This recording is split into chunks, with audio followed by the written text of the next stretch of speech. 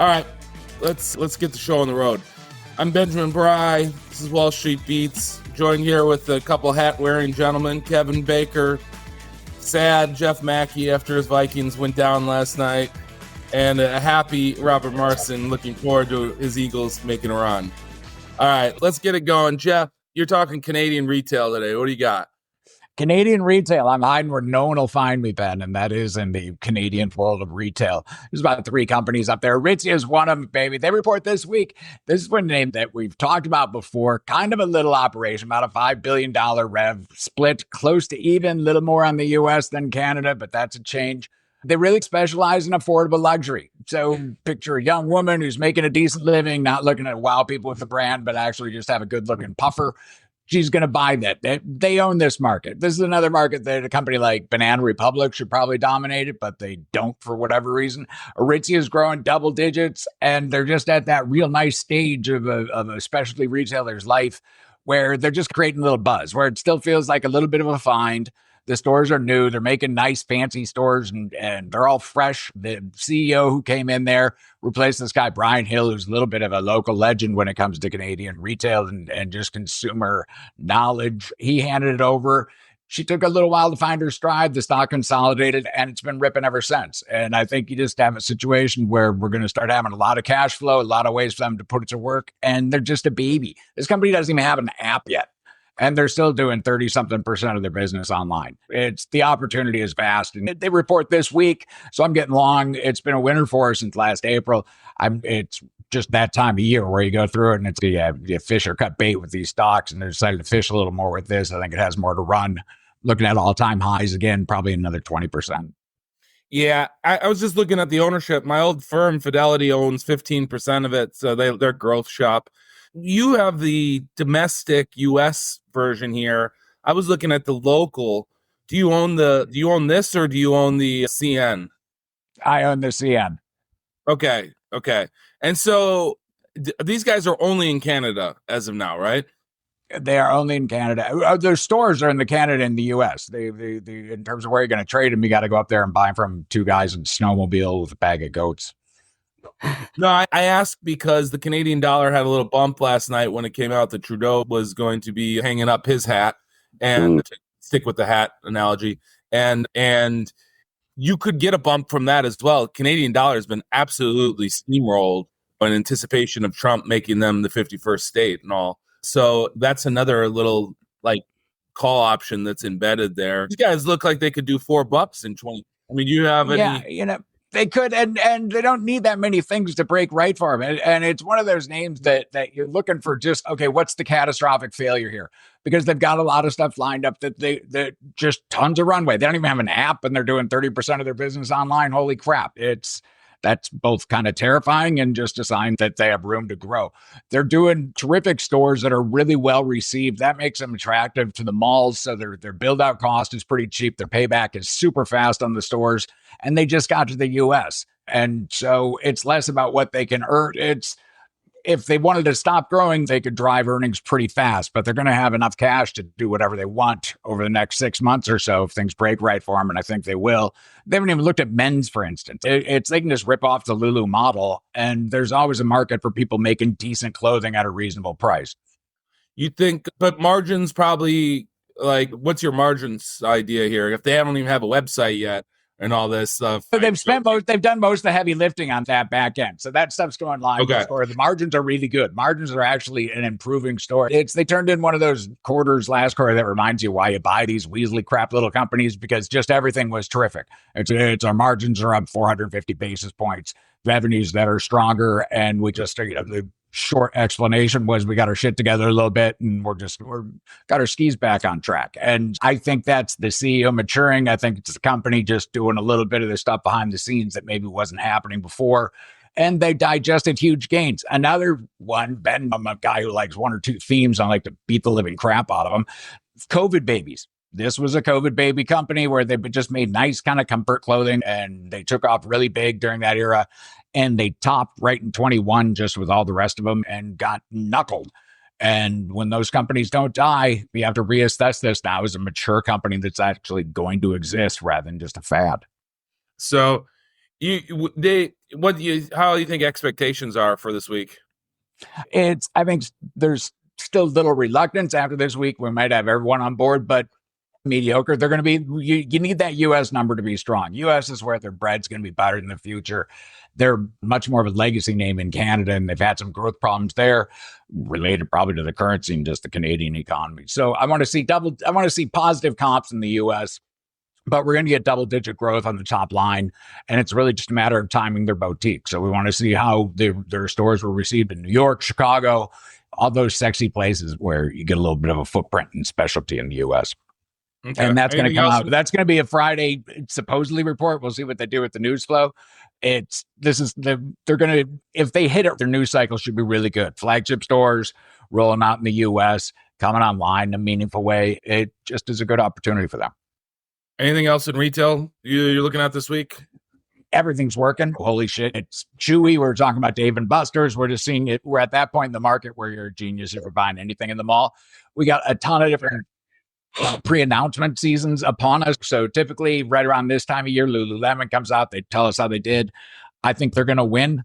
The market's pricing them in to win. So in terms of what I'd be trading here, it's hard. It's again, you look at Aritzia and that stock has been screaming, but I think they have more room to run. I think Lulu's going to be good this year. And I think that it's just spread your bets among the winners and losers. But if you get a lift in something like a Foot Locker, get out of Dodge. Best Buy, that narrative is not going to change for the next couple of years. That stock has been all over the place. You're seeing a good rally. I know you play that from the short side. Would it be a short if it got to 90 again? Probably, because it's the idea that no one's buying TVs. Well, that's going to stick. Yeah, I mean, ICR's next week, the 13th to the 15th. That is traditionally where guys will do their pre-announcement in consumer space, one way or the other. That's got to disclose. Yeah, and I would guess, and just historically how this worked, because I started my career out in consumer, is that there's a lot of positioning that goes into that. Or reposition. If you want to be long, you're getting long. Or if you want to trim up into that, you're a little nervous, because that is like part of consumer event of the year. Yeah, friends and enemies are made for and with Wall Street too, because all the guys that are escalating their names, you'll see a lot of reiterations this week. We're bumping up the estimates just a tiny bit. Those analysts tend to remember if they get their face ripped off next week in RCR to disclose bad news. Yeah. All right. Moving on to Robert. AIP. What's happening? This stock is going completely vertical, like it's Dogecoin. I was going to talk about two longs that I have mentioned in the past numerous times. One stock I'm trimming, one stock I'm not. So I'm going to go through the logic behind how I trade. AIP is the first name. It's a semiconductor IP company that licenses network on chip technology. It's very arcane technology. There's hundreds of engineers in the world that do this only. And so it has a nice moat. It has 90% gross margins. It's a cool place to be. Except that the company hasn't been able to turn its IP and competitive advantage into any kind of real revenue growth the last 2 years. And they came public with, I don't even know where, maybe in 10 or 12, maybe mid-teens. I didn't own it then. The stock blew up because they missed quarters out of the gate. They grew, but 5%, and they were supposed to grow 25 to 30. Stock went down to $3 from wherever it went to at its open peak, maybe $20. Doesn't matter. I own it at 4 and change. Okay. So I talked about it when it was 7. It's now 12 and change. Numbers have been chronically disappointing, although they are starting to talk about about finally achieving 15 to 20% sales growth in calendar 2025. Which would be a major acceleration. So when I bought the stock, it was 2 times EV to sales. The sales growth was very disappointing. So there's been markdowns in that.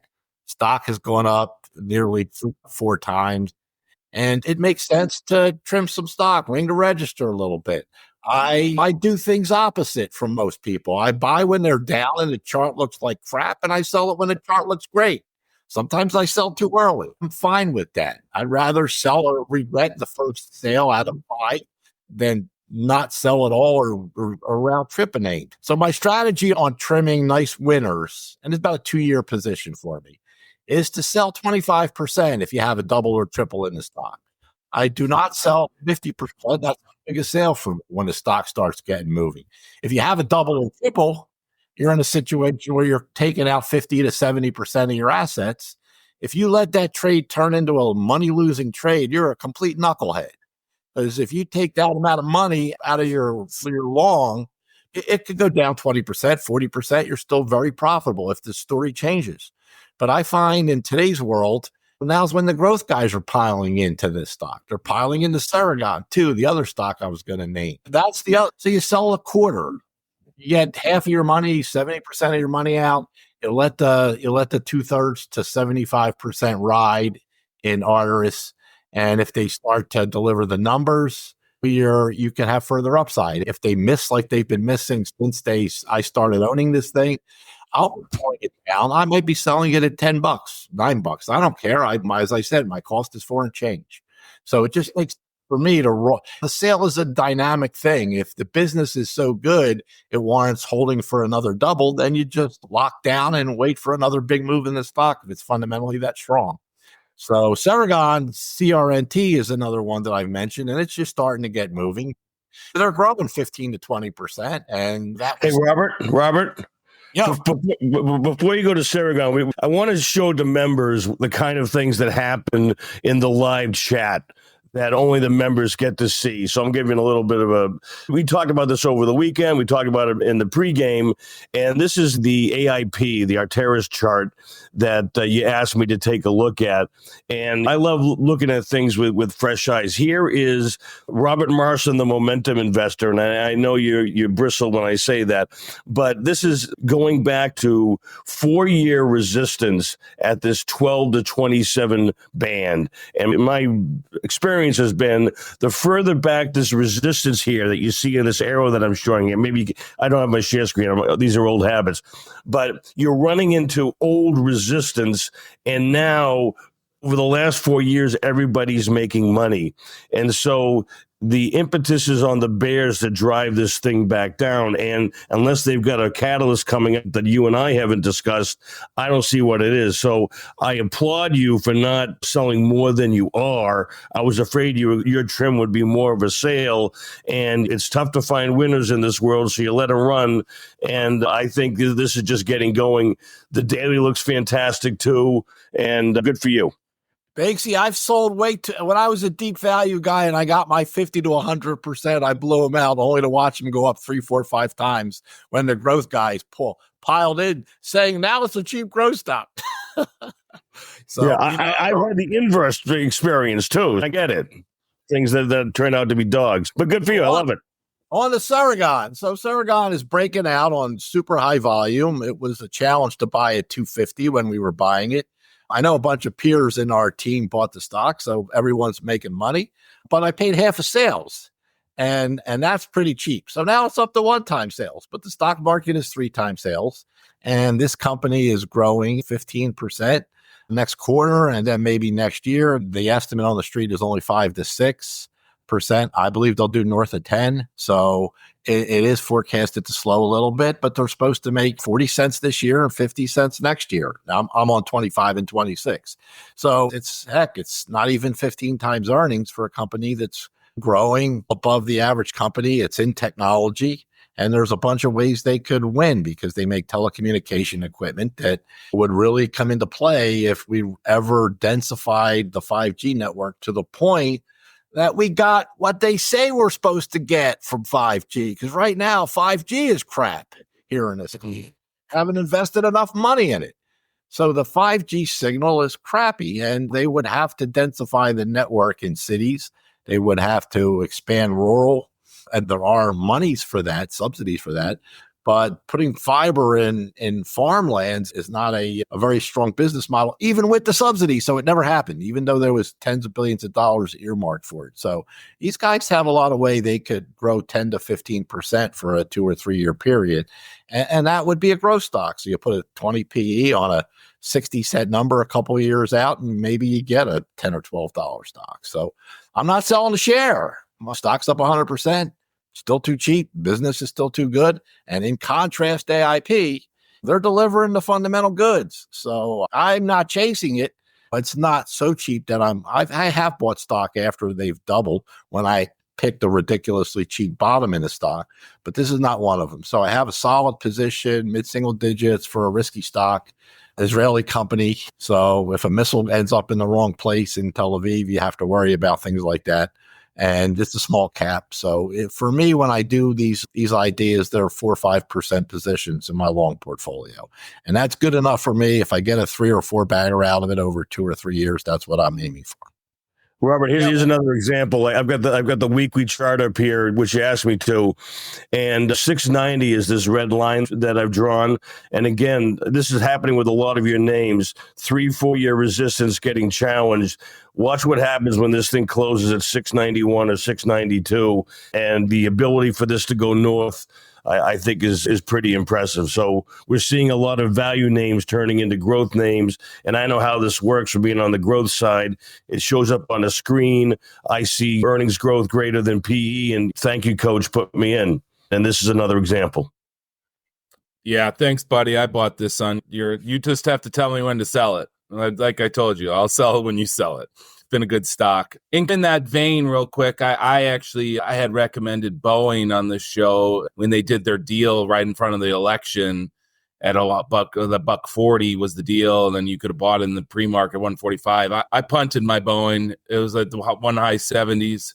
It's been a pretty good trade. They still are not out of the woods in any way, shape, or form. Was mostly a special situations trade. It's been good. Just another case of when you get a recap, often that's a good entry point for stocks. And another one, just to update on the same concept, is Joby Aviation, which has doubled since about the same time. And they had done a deal, and I told people on the show that it was time to buy that on that deal. So just a reminder that often when you get these recaps and you have some positive underlying, that those can be good entry points. I know Robert had, what was the one we did, the deal, was that TAT? Or what was that one earlier this year? Medical. Yes. KRMD. We did that. I did that at 2:30 when a guy puked. Yeah, you got a better price. Yeah. You did, I think, $2.50. It's $4 today, and they haven't had their quarter yet. That one's teed up too, Bakes. We'll be talking about KRMD in a month after their quarter about how good the numbers look and how it's a cheap growth stock again. Warms my heart. All right, Kevin, what do we got, buddy? Got anything else? I do. And again, for members, I encourage you to come on board because no one's crazy enough. Oh, by the way, Bobby, my son, just sent me he played rugby for James Madison, 50-year anniversary had, so I'm wearing that with pride. And thank you, Bobby. I go through every ETF that's out there. And now it's funny. I just looked at it today. It's just under 4,400 ETFs, which is up about 10%, if I recall correctly, from the start of the year. So even with attrition, the number of things that happen in ETF world, the number of things you could participate in is exploding. And I'm going to show you something that has come up on my radar screen. Full disclosure, I haven't pulled the trigger yet. For members, I will show you exactly how the sausage is made and when I hit the button and put the buys in, so you can invest with us shoulder to shoulder. If you choose to do your own due diligence, this isn't financial advice. But I had 2 surprises this week from the ETF search. The first one is Israel, IZRL. And if you told me that I would be looking at a Cathy Wood ETF, I would have fallen off my chair. I still am. But this is the Israel Innovation Technology Fund. IZRL is the ETF symbol. Jen, if you can put the chart up, that'd be awesome. And it's the same kind of thing. We're going up against 3-4 year resistance. The top names here are Fiverr at a 14 PE. This isn't crazy valuation stuff. SimilarWeb. Okay. I thought it was in Wall Street Beats, but that's okay. Mobileye is the third Orson base camp. Anyway, it doesn't matter. But take a look at this. Robert mentioned the concerns over the wrong missile hitting Tel Aviv, but Israel's come back, certainly from October 6th. And I think this is we'll put it in the live chat for members, and you can see this is a beautiful setup, in my opinion, IZRL. And it's interesting how many opportunities are occurring outside the confines of the U.S., and I want to highlight the ones, and I'll let you know when I pull the trigger and actually do this. The next one is and this is what makes me happy, and this goes against so many different things. This is the clean energy ETF. And I don't know if you know this, but I'm a little right of center. And this is the Invesco Wilder Hill Clean Energy ETF. PWB, I believe, is the symbol. PBW. And this is stocks like Solid Power, making EV batteries. This is Frey, a Norwegian battery cell production company. This is AMPS, Altus, solar panels for electric commercial, residential installations. And the number 4 position, and pretty significant one, is Joby, Ben Bry's big winner. So I look at all the electric taxi company, and so I look at all these things and I say, by the way, this is the best part. Talk about checking your biases at the door, political and otherwise. This peaked on inauguration day, Biden's inauguration day. Everybody goes, he's so good for the environment and clean energy. And it was the peak for this. And so we went from 140 down to 18 over the span of his administration. The knee-jerk reaction would be Trump comes in, it's drill baby drill, oil and gas go up, and the clean energy plays are dead and buried. I think there's a lot going good for oil and gas, by the way, but this is clearly turning the trend, in my opinion. Again, I haven't pulled the trigger yet, but I am fascinated by this contrary to popular opinion play on clean energy. Last thing I have is, this is from our good friend JC Peretz at All Star Charts. If you can pull this up, if we can't, that's okay. Again, I'll show it to the live chat. And he puts up a pretty interesting case that stay with me here, that the Dixie, the dollar index, has had a Fibonacci retracement of 61.8% to this level that we are right now. And consensus has become the dollar's going to blow out, and that's going to be bad for stocks. And he's saying this is a pretty good time for that to reverse, and then the dollar come down. You get a tailwind for stocks right when we're all supposed to be taking a rest after a big 2024. And I don't know if he's right yet, but I haven't seen it anywhere else, and I'm intrigued by it, and I'm going to be adding this to the things that I monitor. It's down almost 2% in the last couple of days. It has had a nice pullback. We'll see if there's more to come. But these Fibonacci net ratios, I won't go into all that because that takes 7 podcasts. But they tend to get respected. And maybe because everybody's got a Fibonacci screen on their Bloomberg. But it's a pretty picture. And with everybody coming in and saying, we can't have another good year, I'm not so sure. I am not so sure. I think we'll leave it at that. Come back and check in with us in brand new year. Maybe we'll have another good year. Banksy, I'm with you on Israel. Last year, I bought 3 Israeli stocks. It was TAT, it was Ceragon, and it was Coal Plant, and they were compellingly cheap. And I'm sure they're all benefiting from the Israeli stock market rally, which has been, I think, 70% off the bottom, maybe. And solid technology companies. Israel. There's more to come. There's more to come, in my opinion. With niche technology business. Yep. All right, we're going to call it there. Thanks, guys, for joining us. Get this going. Brand new year. Take care. Take care now. I love all the hats. Got to give a shout out to my son.